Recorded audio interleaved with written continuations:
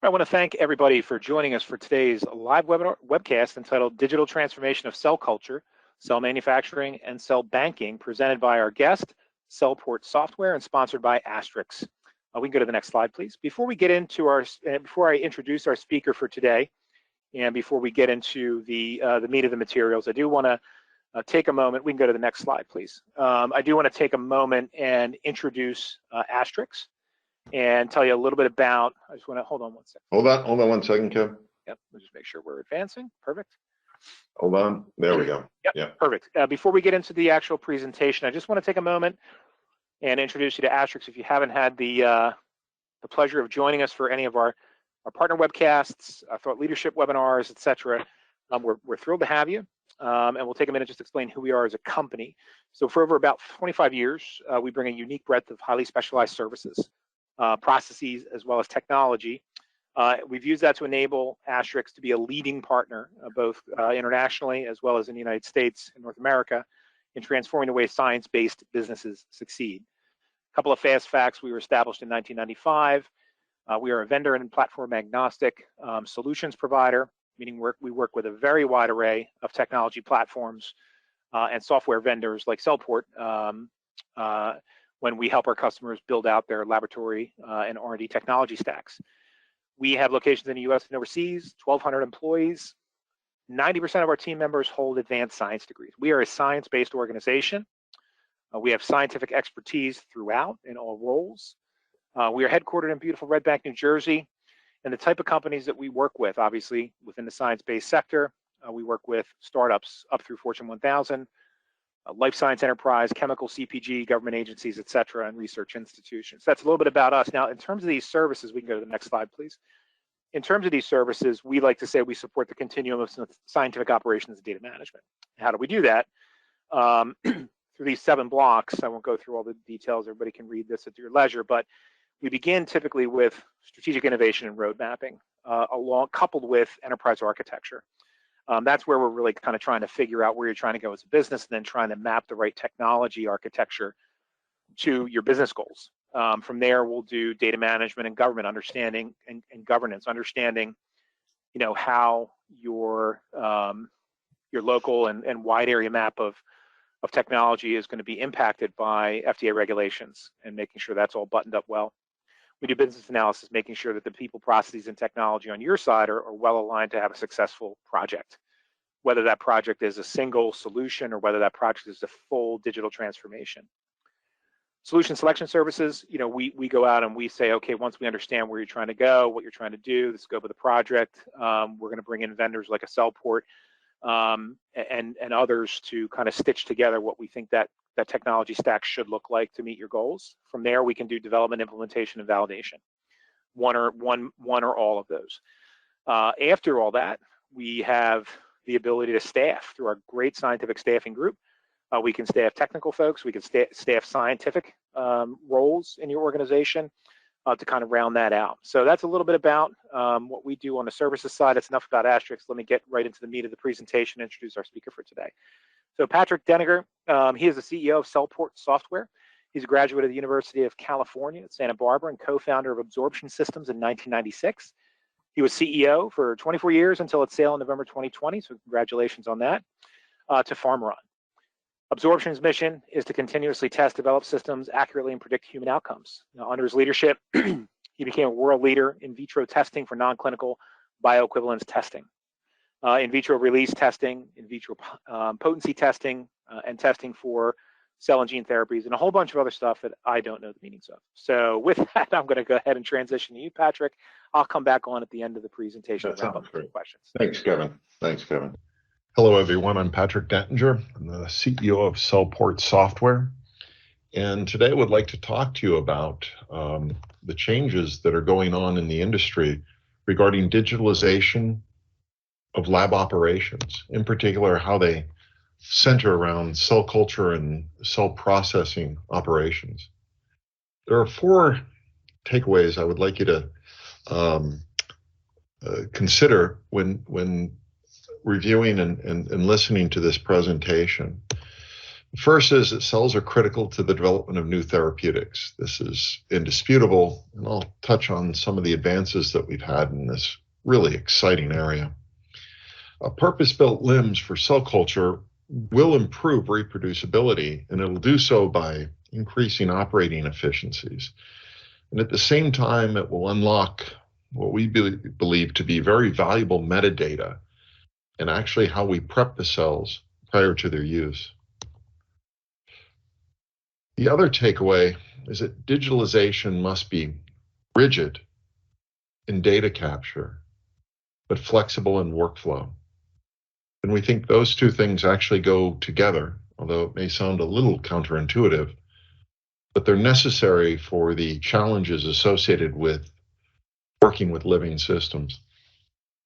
The last takeaway is that we would like to explore just a little bit of how various systems coexist, digital systems coexist, from LIMS and ELN to QMS systems, and so on. In particular, I will touch on LIMS and electronic notebooks and how we feel how they will exist in the future in lab operations. So there are essentially four activities we do with cells. We bank them, we use them in experiments, we manufacture with them, and in the case of antibodies and proteins, and we use them to treat diseases. Our history at CellPort dates back to my time when I was the CEO of a CRO. And this contract research organization was heavily focused on using in vitro models to predict human outcomes. What you see on the slide here are various milestones in the history of that company in which we used cell-based systems to replace human testing or to predict a human outcome. If you look at the earlier dates of 2000 and 2001, we had validated a cell-based system for a initiative the FDA had put together called the Biopharmaceutics Classification System. They had issued a guidance in that year. And this guidance was rather significant in that regarding orally dosed pharmaceuticals, small molecule pharmaceuticals, if you met certain criteria in developing a generic drug of a branded product, there were ways to waive out of human testing and still get approval for the market. And that was the initiative called the Biopharmaceutics Classification System. And Absorption became a very big player. Absorption Systems was the CRO that we had owned, or that I was CEO of. And we jumped all over this. In fact, we validated the systems, we had client and FDA audits, and we started helping companies waive out of human testing, going right from benchtop experiments to drug approval. It was during this lengthy process from 2000 to 2019, at about 2014, we introduced digitalization of our cell culture, and we did this because of the complexity of the cells used in the experiment. But from 2014, we expanded beyond small molecules, and Absorption got involved in allogeneic gene therapy products, in particular, potency assay developments under GMP conditions, which were cell-based assays to predict relative potency in humans. And one of the projects we worked on was eventually approved. It was the first allogeneic gene therapy product in the States, approved in the States, and so on. And today, Absorption, although sold in 2020, continues with this initiative of developing tools to predict human outcomes. But if we look a little more specifically on the role of cells in life sciences, we have small molecule research, biologic production, gene therapy, cell therapy, and cultured foods, in particular meats at this time. When we look at the small molecule world and the role that cells play in the research of these small molecules, is you'll see the targets for these small molecules mostly reside inside the cell. So developing a new chemical entity that not only binds to a target, but also must get inside the cell to be effective, requires that people doing small molecule drug discovery have cell-based assays that they can rely on that are consistent and reproducible so that they can identify these small molecules that bind to their targets. The challenge with this, though, and the challenge with the industry in general, is that reproducibility has historically been a real challenge. And we link a bit of cell culture to that. In particular, Bagley from Amgen back in 2012 had published a paper that had challenged the reproducibility of 53 well-known papers. In the Amgen lab, they struggled to reproduce the data that was already published. Later, Bayer Healthcare in Germany reported that only about 25% of the published preclinical studies could be validated, to the point at which projects could continue. 70% had trouble demonstrating that they could actually be reproduced. It's a rather significant number. We look at this and we go back to this biopharmaceutical classification system where we're working with the industry guidance and we're replacing human testing with cell-based assays. Reproducibility cannot be in question. And so capturing all the data, making it transparent and traceable and easily accessible is absolutely critical. If we look at it from a slightly different perspective, the three major tests that go into getting this generic drug approved without testing in humans, the FDA essentially said for oral dosage forms and in the form of a bioequivalence study, the active pharmaceutical ingredient, the API, must be permeable, must be soluble, and for the finished dosage form, the dissolution must match the existing approved product. All three of these measurements are done in a laboratory bench. Two of them are done on the API. And in particular, the cell-based system is performed in what's called a transwell plate, where cells are grown on a filter here. They form a monolayer, and they resemble the intestinal tract or specific regions of the human intestinal tract. And essentially then we're able to remove human testing because we can use an in vitro permeability assay to characterize the API. But it is this cell-based system which leads us to understand what is the challenge of putting this together and making it a reagent that can be used over and over again. What you're seeing here are just the basic steps of processing cells and plating them in this format so that they produce a reproducible product, reagent, if you will, for the characterization of a small molecule that will be submitted to the FDA. Lots of steps, number of loops, and all of these components involve people, equipment, validations, reagents, and all of that must be tied together. The challenge with notebooks is that if my cell line, which we used in this case, is in culture for 9 months to a year, which is how we would perform it, then in order to trace back the origin of the cells and when we started culturing, involved going back through notebooks through time, which involved multiple notebooks, multiple people, all entering data, what we hoped was in a very standard format, but left to their abilities and left to their choices of how they worded things and how they wrote things down in the notebook. To give you just a different perspective of what that looks like for this cell lineage, is what we encountered is that we had to grow these cells up in flask and we were plating them in reaction plates and performing experiments. And as we did this research, it led up to an inflection point. And it's at this inflection point where we had a discovery that said, we can do this reproducibly. We can do this with a variety of different cell types. And it's at that point that the question becomes, well, can we patent this? Can we fund it? Can we involve in tech transfer?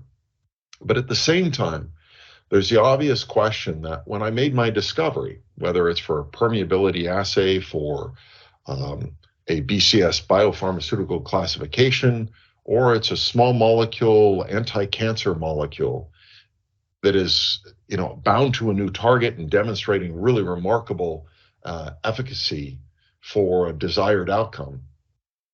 One, can I reproduce it? And two, from where I started to what I discovered, am I working with the same cell line? And capturing this in notebooks can actually, achieve that goal. But digitally, the speed at which that can occur and the consistency at which data is captured, this so-called rigidity, is invaluable. It is usually from this point, this inflection point, where we go into now assay qualification and validation. And again, we're faced with the same issue, is that once we get to a GLP state, the traceability back to the inflection point to make sure that we can do this over and over and over again takes further and enhanced research. But a tool that can span from all the way to discovery through GMP would seem like a tool that would be great for not only researchers, but for the people auditing this work and for the people performing the GLP studies to ensure complete traceability and transparency of all the work that led up to that experiment on that day that got that drug approved through a biowaiver. So the role of cells also expands beyond small molecules. We go into gene therapy and viral vector production. In particular, right now, AAVs are very, very popular as a tool for delivering genes to humans. If we look at this, though, we look at the role that the cells play in the production of AAVs, and you'll see on the left there that there is usually a transgene, a co-transfection infection helper virus. All of these come together within a cell. And again, it's the rigidity of how the work is performed and the yield of producing these AAVs that has a lot of room for improvement. And it is this level of rigidity that we want to understand all aspects in production, and capturing it digitally will allow us to better search historical data to make everything traceable and transparent. To give you a little insight into just the impact of the current success with AAVs, I've listed here as a YouTube station, Curing Hannah's Blindness, which is a young child who was treated with a gene therapy that is approved in the States. And the story is absolutely breathtaking to see how it transformed her life and how it affected everyone around her. What this success has indicated is we are not turning back. We are continuing forward with exploring all different aspects of gene therapy. This work and the need for how we monitor our labs and the workflows is going to become even greater. Same is true for cell therapies. We take cells out of a patient and we process them, and then we extract, in this case, T cells, and then we reprogram them through a series of experiments. We make sure that those reprogrammed cells actually attack what we have designed them to do. Then we expand them, we condition them, and we put them back in the patient. Again, all of these systems, in particular in this case, open and closed systems, should all be tied together if possible with a digital system that would allow you to trace all the various steps along the way to look for indications and clues that are telling us that the cells are changing, that they're performing the way they want, that we want, and the whole ecosystem with new and added testing that will come from imaging to analytical tools, all being tied together and captured digitally seems to make a lot of sense. And again, we are not turning back on this space. This is another example of a patient success story. And this is Emily Whitehead, who was treated with a rare form of childhood leukemia and was treated safely. And it's a beautiful story. Again, there's a link here on our website to go take a look at what has happened But again, this came about through working with cells and doing a lot of research and making sure we understood how these cell systems could be reprogrammed to the benefit of treating her illness. Last one is cultured meats. Lab-grown meat is a booming investment right now. A lot of billions flowing into it, and looks like it's a viable business. But again, we're talking about cells grown in culture, making sure that they're reproducible and consistent in how we do everything. We look at the cell processing ecosystem. That is how cells are actually processed. They involve a number of different parameters. There's inventory, there's SOPs, there's equipment, the cells themselves and their origin, people, and reagents.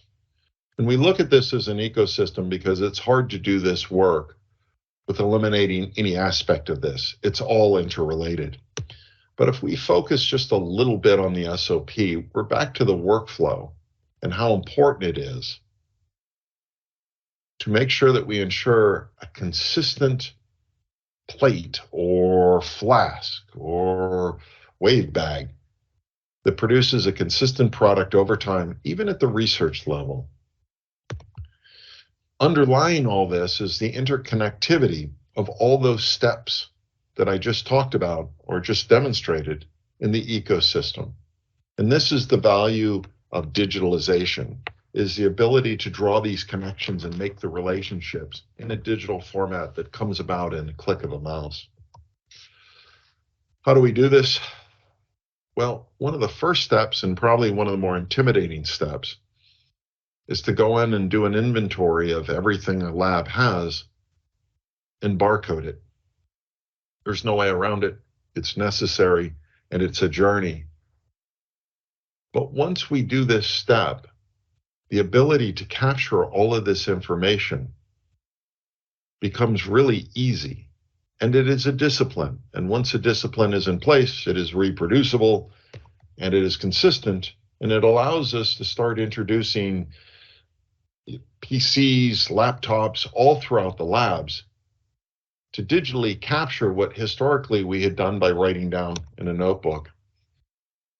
And barcode technology has advanced to the point where we can label everything from media we just made to create a new reagent, to the cells themselves and the vials that we get, to the plates, to the incubators we use. And the barcoding technology has made great advances. And one thing to keep in mind is that as intimidating as it sounds, there are services for clients that are available to take this task off their hands. The final point I wanted to talk about was the relationship between LIMS and ELN. In fact, there's relationships between LIMS and quality management systems, and so on, and accounting systems and purchasing systems. But in this particular case, there's a very symbiotic relationship between these two systems. And we'll sort of explore that here in the next couple of slides. When we look at performing an experiment, could be banking, experiment, it could be dosing a patient, it could be manufacturing a reagent. If we look at the experiments that go into performing this work, we start with a why. Why are we doing what we're doing? Number two is who made the decision? Then what was done? What is the actual experiment and what was used? When was it done? And where was it done? These are all key components that are necessary to understand when we produce an outcome of an experiment, how we came about to doing the experiment and what the results mean.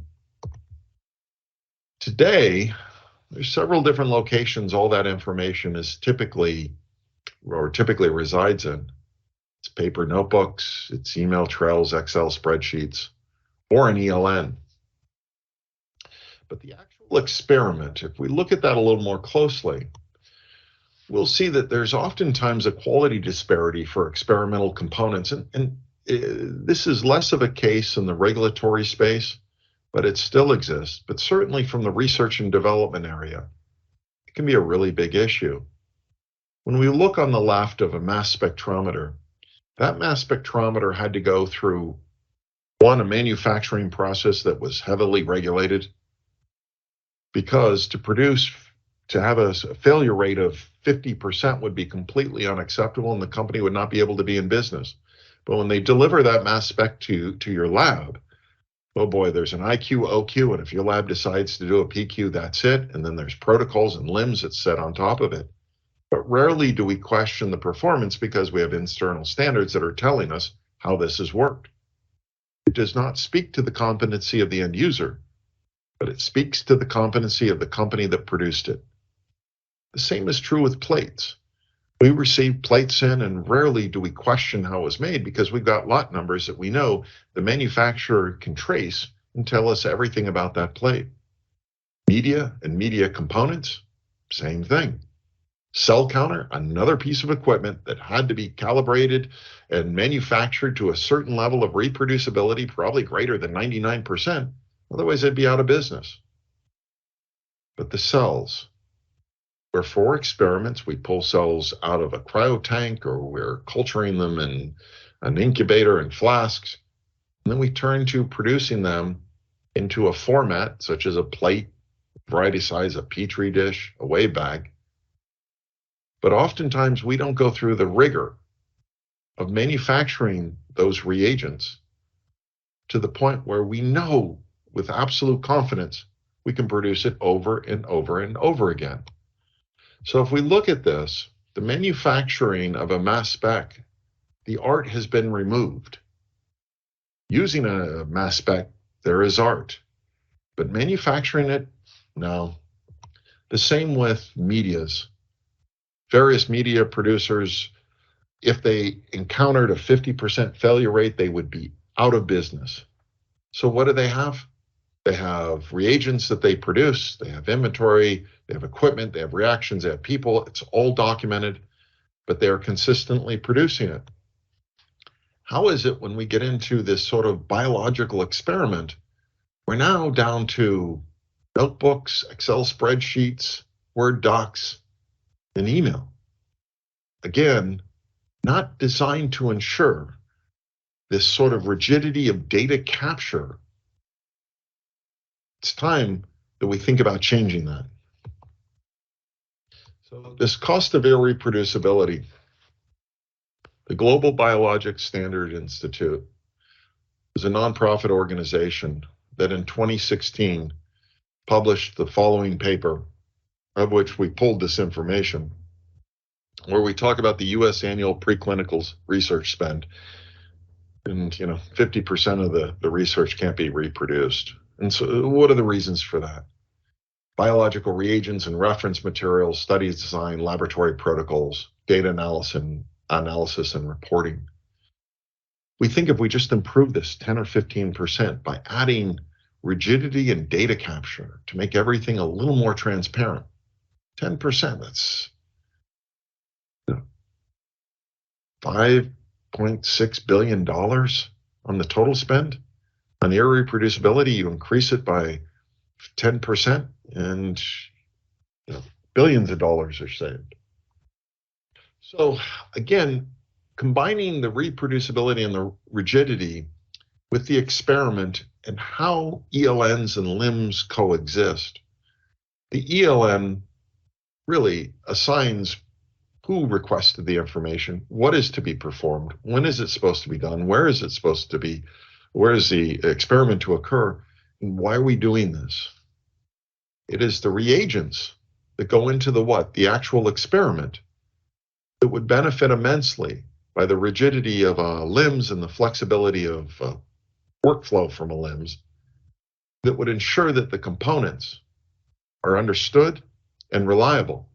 And in this case, mass specs, digital IQ, OQ, PQs, could be even in paper, digital C of A's for medias and amino acid reagents for that media, and things such as CellPort Certified to say, listen, we know exactly how we produce this plate, and all the analytical testing and imaging we took along the way to ensure that on the day of the experiment, the cells were stamped with approval.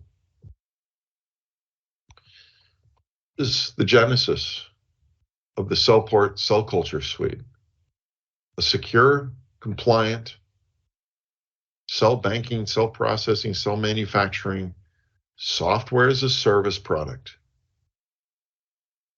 You can tighten up errors, increase reproducibility, full audit ready traceability. All the benefits to ensure reproducibility.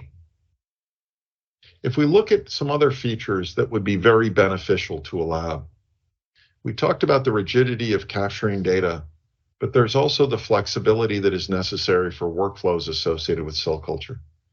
And if we look at this, a concept of an application working with modern workflow tools to transform your paper SOPs to a process. And the ability to do this within your own office, within your own lab, ensures that paper goes to process, goes to practice, and the software becomes the SOP. This, we think, is part of the digital transformation. The flexibility to create workflows, swim lanes to establish security between departments, from the research scientist to QA, for checks and balances, all at your fingertips. Digital transformation is really replacing non-digital or manual process with digital processes. And by doing so, you've created data in such a format that it can be used easily. It's searchable, it's traceable, it's transparent, and it can be used in a myriad of ways with traceability. And this is part of the new age of cell culture. In order for this to occur, we think most clearly cloud-based computing is sort of the way of the future. So a SaaS-based product, such as the CellPort system, is really critical, because it's here where we lead into big data and the ability to actually process the data coming out of cloud computing and be stored and reevaluated and processed, which then leads us to the Internet of Things, which then leads to artificial intelligence. But it starts with cloud computing and the transformation of how life sciences has been historically doing their research. So in conclusion, the 4 takeaways I wanted to emphasize in this presentation: for the cells are critical for the development of new therapeutics. A purpose-built LIMS for cell culture will improve reproducibility by increasing operating efficiencies and unlocking valuable metadata. That digitalization must be rigid in how we capture information, but flexible in how we create workflows. And that LIMS and ELNs are in a symbiotic relationship. And because of the nature of the two systems, they really do need to coexist, along with other systems such as quality management systems, accounting systems, inventory systems. Thank you. I'll be glad to take questions at this point. Great, great presentation. Really appreciate that, and I really appreciate folks hanging with us there as we got through a few bumps in the PowerPoint. That does happen with technology. So thank you for that. We're going to go ahead and get the recording stopped, and then I want to take a moment here to have a look at the questions. So bear with us just 1 second, and we'll have a look at these. Okay, there are a few. So I'm going to, I gotta look. I don't like to show people's questions on the screen, so I'm going to leave it at where we're at right now. I'm not going to share my screen, but I am going to read the questions out loud. It's just, I have to look at who asked the question, so I don't want to show people's names. All right, let's see what we got here. Again, ask as many questions as you like, and I will not read your name, and I will not read your company. So the first question that came on the floor: does your software integrate with existing LIMS vendors to support workflows beyond cell culture? Absolutely, absolutely. And in fact, the system was built to be designed to interface with systems. It was, built on a modern platform and all of that, but it absolutely has to. It's even even more than just LIMS. It could be accounting systems, it could be quality management systems. So absolutely, it was designed that way. The actual execution of that is a different story of how it would happen, but it is designed to interface. That's correct. Great. All right, a few more here. How does digitalization make the transition from research to GLP and GMP easier? Oh, that is a really good question. As we went through the process, as you go through the process, we actually, the CellPort suite was built with GMP in mind, and we simply used it in a research environment. So starting out with, and then what we did is we lightened up the controls and the configurations so that the research environment had a little more flexibility, but simply we incorporated a greater rigor to it as we move forward. So one system validated enabled us to actually move the cell processing seamlessly. The bigger challenge in the transition and what people was not necessarily the software, it was the physical change of location that was more of a challenge in going from the research environment to a GMP environment. The software itself was somewhat the easier part of all of that. Great, great answer, great question. Okay, let me see here. How can digitalization address the reproducibility problem in cell manufacturing and cell culture? So the digitalization itself is a means of just capturing the information that they're already capturing. It allows us to analyze information more clearly and more definitively. And it ensures that in our systems, by bringing in digitalization, we could set up parameters by which data could be entered. And if data fell outside of a certain spec, you actually could not proceed in a step without approval from management. And this could occur at the research level also. So what the digitalization will not do is it will not replace or correct someone who is not very good at the bench, per se. It will not correct that. What it will do is ensure a high degree of efficiency and transparency to the process to better monitor what is happening in the laboratory setting, what is happening with regard to introducing components and reagents. So the ability to trace back to problems where we begin to see maybe inflection points and growth rates of cells, in what other, fluorescent marker detection or changes, it will bring those issues to light much sooner. And it will give people a better ability to see an entire process in a transparent format. So we think that will actually lead to better reproducibility. Great. All right, let me see what we got here.